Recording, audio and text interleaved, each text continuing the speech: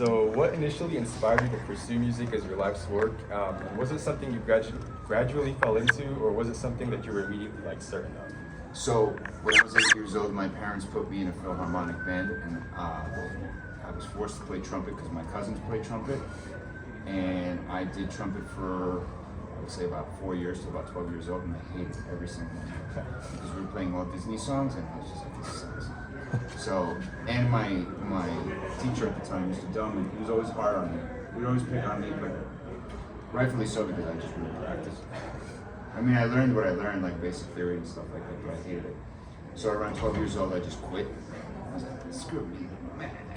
And I was just like, I'm gonna go to baseball cards and basketball and, you know, just what all kids did, preteens did. And somewhere around 16 years old, I came across some rock and roll records, such as Guns N' Roses and Nirvana came. So Nirvana comes out, and I was like, Kurt Cobain is awesome! I want to learn how to play guitar! And I went and forced my dad to buy me a guitar. And he's just like, oh, you're gonna buy a guitar. You're gonna be quitting that thing within a week. And sure enough, I stuck with it. And then I was like, I want to be a singer. And I knew it in me from the minute I started playing guitar. I was like, okay, this is what I want to do. I remember I told my mom and my father, I was like, I'm gonna be a singer. And they're like, you a singer? First of all, you have your mom's voice and she sucks. And then you don't have your dad's voice. And I was like, no, I'm just gonna keep practicing. So from around 16 to about 23, it was a mission to find myself musically and vocally. So it was a lot of trials and tribulations. I went through a lot of, you know, insults. They used to call me, you sound like a goat, you know, because I was like punkish. I could always scream back then, but I could never. I was still trying to find my way, singing wise, still trying to find my way, songwriting wise. But I knew it deep down in my heart that that's what I wanted to do. So I kept at it, never quit. And somewhere around age 24, 8 years later, I found my voice. I found the Canute voice, you know, the voice that you guys hear. And at that point, I was like, okay, now I'm on the right path. You know, so it took me a long time to actually find who I was. And since then, it's been, you know, not smooth sailing, but it's been me. Yeah. You know, I am me now that I was at 24, 25 years old. You know, it's just, I'm learning. So I would say around 16 years old, when I first strummed the guitar, is when I said to myself, okay, I have a rekindling with music, as opposed to when I was a child, 8 and 12, and I hated it. And it was all about the environment, it was all about the instrumentation, it was all about just connecting with the music.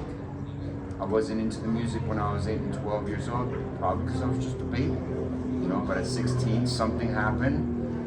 Nirvana, Pearl Jam, Metallica, all those guys just made an impact on me, and then I was just like, okay, and now here comes the investment, and the investment was time and just effort and practice, and that's what took it.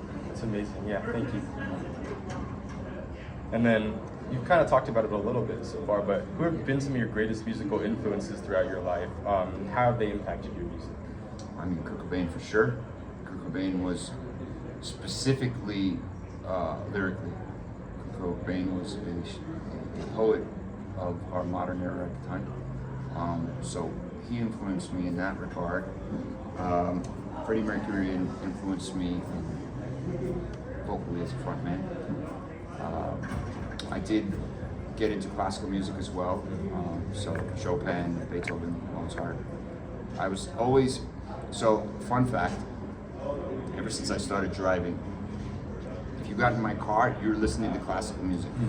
You weren't listening, obviously if I put a rock song or whatever, you know, that's fine. But I would never have it silent. I would always, even when I was in my car, even to this day, when I'm driving here, I have classical music on. Like, it's embedded in my head, like the melodies, the arrangements, and all that. Hi guys, it was embedded in my head. So it's this kind of innate thing that's happening when you do something like that. That's why they always say when a mom is pregnant with a a child, the best thing you can do is just always play music, specifically classical music, because it triggers their neurons and whatnot. So I would say classical music very much influenced me. And then in regard to what we do with Visa, a lot of world musicians. Amr Diab from Egypt, great singer. Notis Vakianakis, Greek singer, also influenced me. So I have like an array of where I kind of balance myself from. But it's always somewhere, the nucleus of all the influences that have come by comes from like somewhere special, somewhere soulful. Like it's not fake. Otherwise, like I can siphon out what is not authentic when I hear music. Yeah. So yeah. Cool. Thank you.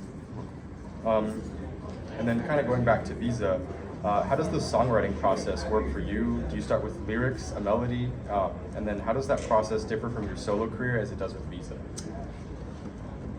So Visa, as you know, there's a few songwriters in the group. Me, what's up, guys? There's me, Shant, Andrew, Alex. So basically, everybody brings a piece of the pie to the room. In the beginning, off the first few records, it was mostly predominantly me. But over time, as I got comfortable with the guys, because when I started Visa, everybody was much younger than me. I was like 12, 15 years old. I felt like the teacher in the group, you know? And as the guys grew older and they got more confident and they wanted to imply their stuff, they did. You know, so like Sean came in and he wrote My Mona Lisa. And, you know, songs like that came into play. So with Visa, it's more so somebody has an idea, brings it into the room, and then we just kind of like, you know, we cook it. Yeah. And we see what comes out of it. Sometimes I'll come in with the whole song written. You know, that's rare now because we have a nice little balance nucleus of, you gotta make everybody happy. Yeah. That's one thing I would always say to bands nowadays. It's like, because everybody is always egotistical when it comes down to like who created the big deal. Who cares about that? You know, make your guys happy, you'll go a lot further. So within the team, make everybody feel like they're part of something. Don't take the narcissistic approach that a lot of rock stars do, where it's like me, I did this. Like I could sit here and just be like, you know what, I wrote all the songs in Visa. What's that gonna accomplish other than making me look like a douche? You know, so all the guys get involved, everybody brings in their ideas, and then it's very diplomatic, you know. There's definitely times where somebody would bring in an idea and it wouldn't be hot, so we'd move on from it. And then other times it'd be great. Solo-wise, I just basically just write all the time. Yeah. I write all the time, and a lot of my melodies, a lot of my ideas come in the shower, like no joke. Like in the morning after a good night's sleep, I'm in the shower and then I'll just something starts clicking in my head and I start humming, get out of the shower, grab my phone, whether I hum it, grab the guitar, I'm playing, you know. Yeah. This thing is the greatest invention ever. I know, I've got so many voice memos. Voice memos is the shit, because when I was young, we didn't have that. Okay, so you don't know how many songs probably just went right over. Because by the time I figured it out, it was gone. Yeah. So, yeah, that. Yeah, awesome, thank you. And then what has helped you find your footing and personal success in the world of music? Would you say it's like a mindset, a skill set, or certain people that have helped you? All of the above. Mindset in a sense that you're determined. You are, like, you're locked in. You're not deterred from anything. Like I would always say, I don't want to go to the bar tonight, guys, because I feel like I write a really good song. So silly stuff like that. But skill set, practice. And what was the third one? What kind of people have helped you, or like who has helped you? Oh yeah, so you surround yourself with positive reinforcements. Just people in general, musicians in general. I always say that I'd rather take the musician that has good vibes than good skills, because the skills you can develop, but the vibes you can never develop. That's great. People are just jerks. You know, you can't fix that. So find yourself in a room full of inspiring, good people, and you'll branch out better, faster.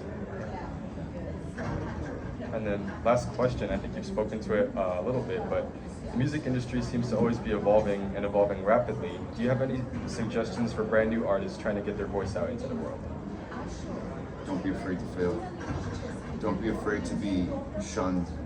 Don't be afraid to hear every negative thing that you don't want to hear. Use that as a catapult, a catalyst for you to go even harder. Yeah, that's like the most important thing, because if I would have listened to in those first 8 years, or 16 to 24, where I was hearing nothing but just bullshit criticism,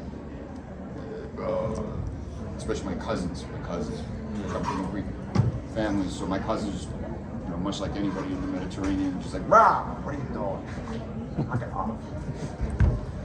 So if I would have listened to them, I would have quit, and this day would never happen.